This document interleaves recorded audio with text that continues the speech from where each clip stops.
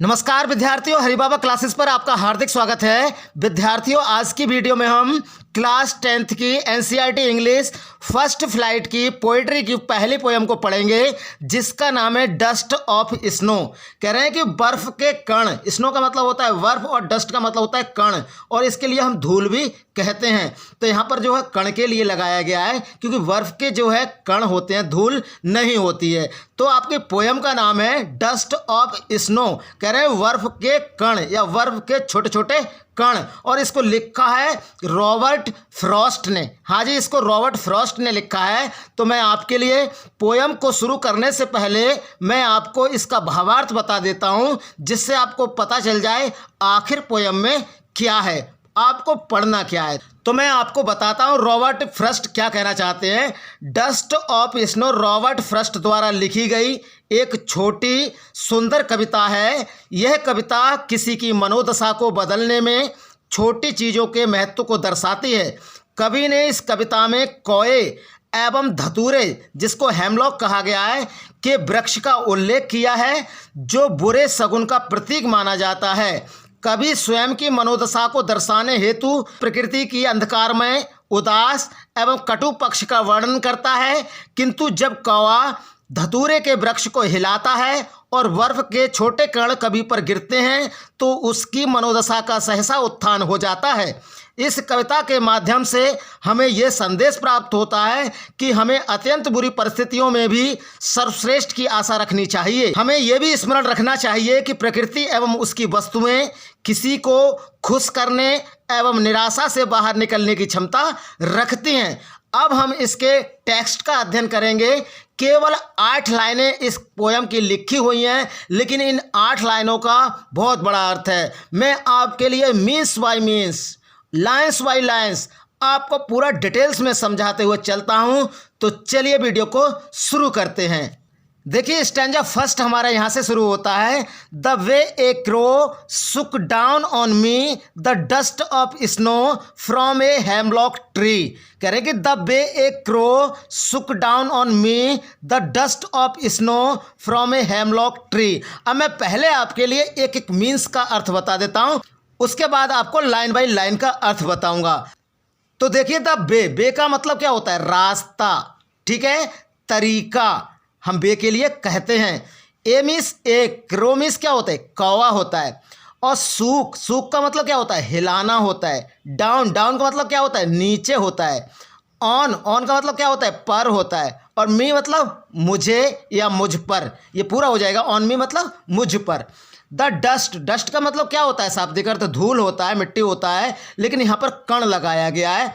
Of means का, की, के, और स्नो का मतलब होता है बर्फ, और फ्रॉम का मतलब होता है से, और ए मीन्स एक, और हेमलॉक का मतलब होता है एक नशीला पेड़। कहने का मतलब एक जहरीला पेड़, जिसे हम धतूरा भी कह सकते हैं। हेमलॉक ट्री का मतलब होता है एक धतूरे का पेड़।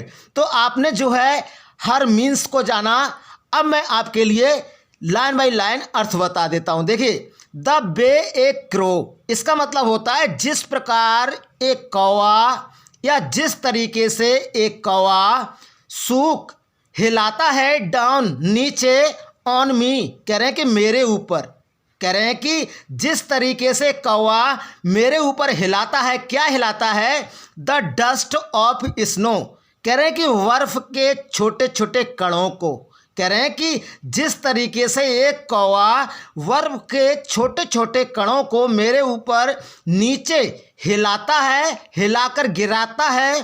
फ्रॉम ए हेमलॉक ट्री, कह रहे हैं कि एक धतूरे के पेड़ से, कह रहे हैं कि एक धतूरे के पेड़ से बर्फ के छोटे छोटे कणों को, टुकड़ों को, कह रहे हैं कि जिस तरीके से एक कौवा, कह रहे हैं कि मेरे ऊपर हिलाकर नीचे गिराता है। अब मैं आपके लिए इसका पूरे का अर्थ बता देता हूं, आखिर कवि इसमें क्या कहना चाह रहा है। तो देखिए, इस पद्य में कवि एक छोटी घटना को याद करता है, जिसने उसकी मनोदशा को बदल दिया था। एक बार कवि का मन बहुत उदास था और आशाहीन था। वह एक धतूरे के वृक्ष के नीचे खड़ा था। ये कविता में स्पष्ट नहीं है कभी वृक्ष के नीचे खड़ा था अथवा वृक्ष के नीचे से गुजर रहा था, ये जो है कविता में निश्चित नहीं है। अचानक क्या होता है, अचानक वृक्ष पर बैठे एक कौवे ने उसे मतलब वृक्ष को हिलाया और वृक्ष से बर्फ के अत्यंत छोटे छोटे कण कभी पर गिर गए। तो ये जो है चारों लाइनों का शाब्दिक और जो है पूरा डिटेल्स में अर्थ है। अब जो बर्फ के टुकड़े कभी पर गिरे हैं छोटे छोटे, उनसे क्या होता है, तो अब हम जो है अगले स्टैंजा में चलते हैं। केवल 8 लाइनें हैं, 2 स्टैंजा दिए गए हैं, लेकिन इनका अर्थ जो है काफ़ी बड़ा है। सेकंड स्टैंजा पर चलने से पहले मैं इस स्टैंजा की आपके लिए वर्ड मीनिंग समझा देता हूं। मैंने इस स्टैंजा में आपके लिए किस तरीके से इनका अर्थ बताया था ताकि आपको गलत ना लगे। तो देखो, मैंने वे बताया था, वे का मतलब होता है मैनर, तरीका, ठीक है।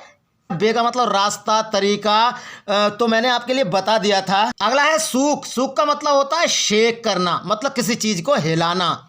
Dust of snow. Dust of snow का मतलब होता है स्मॉल पार्टिकल्स ऑफ स्नो, कहने का मतलब बर्फ के कण, बर्फ के छोटे छोटे कणों को डस्ट ऑफ स्नो कहा जाता है।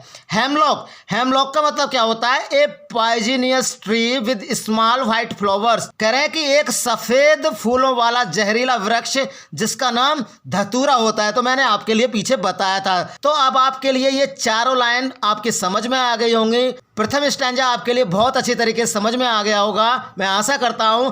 अब चलते हैं हम सेकंड स्टैंजा की ओर।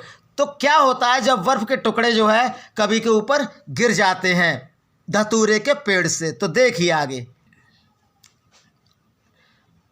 Stanza second. देखिए, has given my heart a change of mood and saved some part of a day I had rued, कह रहे हैं कि has given my heart a change of mood and saved some part of a day I had rued, कहने का मतलब ये है जब कभी के ऊपर वो बर्फ के छोटे छोटे कण गिरते हैं तब क्या होता है। Has given my heart a change of mood, कह रहे हैं कि मेरा हृदय परिवर्तित होकर क्या होता है कि मेरा मूड चेंज हो जाता है, मेरा मन जो है बदल जाता है। इससे क्या होता है, एंड सेव्ड सम पार्ट, और कह रहे हैं कि मेरे दिन का कुछ भाग, कह रहे हैं and saved some part of a day, और कह रहे हैं कि दिन का कुछ पार्ट, कुछ भाग सेव्ड हो जाता है, मतलब बच जाता है। आई had read. I had read का मतलब होता है कि जो वह खेद में गुजार देता, कह रहे हैं कि कभी जो है इस चीज़ को खेद में, दुख में, उदासी में क्या करता, गुजार देता।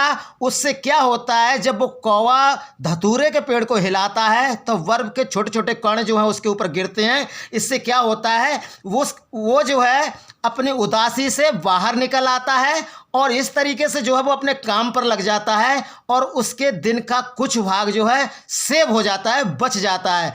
अब मैं आपके लिए इसकी एक एक मीन्स का अर्थ बता देता हूँ। हैज क्यों लगाया गया है, हैज इसलिए लगाया गया क्योंकि ये परफेक्ट में बात जा रही है, प्रेजेंट परफेक्ट में, इसलिए ये हैज लगाया गया है, ठीक है। और गिवन थर्ड फॉर्म लगाई गई। गिवन का मतलब देना होता है, तो यहाँ पर दिया जा चुका है या परिवर्तित कर दिया गया है। माई हार्ट, कह रहे हैं कि मेरा हृदय, कहने का मतलब कभी का हृदय। ये चेंज, कह रहे हैं एक बदलाव, एक परिवर्तन, ठीक है। ऑफ मूड, मूड का मतलब मन, भाव। एंड और सेव्ड का मतलब होता है बचाना, बचा लेना, सुरक्षित करना। सम कुछ, पार्ट का मतलब होता है भाग, हिस्सा। ऑफ ए डे, कह रहे हैं कि एक दिन का। आई का मतलब होता है मैं, मतलब कभी। हैड रीड, रीड का मतलब होता है खेद, दुख, उदासी। तो अब मैं आपके लिए इन चारों लाइनों का अच्छी तरीके से जो है पूरा एक्सप्लेन कर दे रहा हूं कि आखिर कभी जो है इन 4 लाइनों में क्या कहना चाह रहा है। तो देखिए, बर्फ के वो कण जो कभी पर गिरते हैं वे उसके उदास मन को प्रसन्नता में परिवर्तित कर देते हैं। पहले वह उदास एवं दुखी था, अब तक कभी ने अपने दिन का एक भाग उदासी में गुजारा था, किंतु अब वह तरोताज़ा महसूस करना शुरू करता है। ये घटना कभी के दिन का कुछ भाग बचा लेती है जो वह खेद में गुजार देता है। तो विद्यार्थियों, अब आपके लिए मैं इसकी वर्ड मीनिंग बता देता हूं कि मैंने आपके लिए गलत बताई थी या सही बताई थी। तो मैं आपके लिए वर्ड मीनिंग पर ले चलता हूं। अब उन मीन्सों को बता देता हूं जो मैंने अभी आपको बताई थी सेकंड स्टैंजा की। तो चलिए देखिए, वर्ड मीनिंग देख लीजिए इस स्टैंजा की सेकंड की। तो देखिए, चेंज, चेंज का मतलब होता है डिफरेंस, डिफरेंस का मतलब होता है परिवर्तन, बदलाव, मैंने आपको बताया था। मूड, मूड का मतलब होता है मेंटल स्टेट, मेंटल स्टेट का मतलब होता है मनोदशा, भाव, मन। पार्ट, पार्ट का मतलब मैंने बताया था आपको पोर्शन, हिस्सा, भाग। र्यूड, र्यूड का मतलब मैंने आपको बताया था, रूइड का मतलब हेल्ड इन रिग्रेट, मतलब खेद, दुख, उदासी। तो मैंने आपको इन मीन्सों को बता दिया है स्टैंजा से जो संबंधित थी। आशा करता हूं विद्यार्थियों आपके लिए वीडियो बहुत अच्छी लगी होगी। अगर अच्छी लगे तो वीडियो लाइक जरूर करना और अपने दोस्तों में शेयर करना बिल्कुल मत भूलेगा। और यदि आप हाई स्कूल या 12th के स्टूडेंट हैं तो आप इस चैनल को सब्सक्राइब कर लीजिए, क्योंकि बहुत ही जल्दी पूरी एनसीईआरटी कक्षा 9 से लेकर कक्षा 12 तक बहुत जल्दी एक्सप्लेनेशन करके डाल दी जाएगी। और काफ़ी दिनों से आपके कमेंट आ रहे हैं कि सर हमारे लिए इनकी एक्सरसाइज भी करा दीजिए, क्वेश्चन आंसर भी करा दीजिए। तो विद्यार्थियों आप थोड़ी शांति बनाए रखें, क्योंकि मैं थोड़ा सा आधी बुक्स करा दूं, सारी एनसीईआरटी आधी आधी करा दूं, फिर मैं इसके बाद इनके क्वेश्चन आंसर आपको डिटेल्स में समझाऊंगा। ऐसा वीडियो जो है आपको यूट्यूब पर नहीं मिलेगा जिस तरीके से ये वीडियोस आपके लिए प्रोवाइड की जा रही हैं। और इसी तरीके से मैं आपके लिए मेहनत करता रहूंगा, लेकिन इस मेहनत के लिए आप एक लाइक जरूर दीजिएगा और अपने दोस्तों में शेयर जरूर कीजिएगा और चैनल को सब्सक्राइब भी जरूर कीजिएगा। तो नमस्कार विद्यार्थियों, जय हिंद, वंदे मातरम।